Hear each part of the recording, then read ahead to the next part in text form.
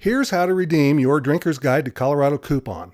Don't print it, it's digital and it's accessed using a smartphone. Go to drinkingcolorado.com/extra coupons to log in. The user enters name and password and selects a coupon from the next screen to redeem. The big colorful coupons at the top are still ready and available, and the little black and white ones at the bottom have already been used. We're going to use this one. The user clicks on the coupon, and on the next page is asked to enter the redemption code. The coupon partner provides the magic word, hits enter, and there you have it. One coupon transaction complete. The user and the coupon partner each get an email confirmation, and they marvel together at the miracle of free stuff.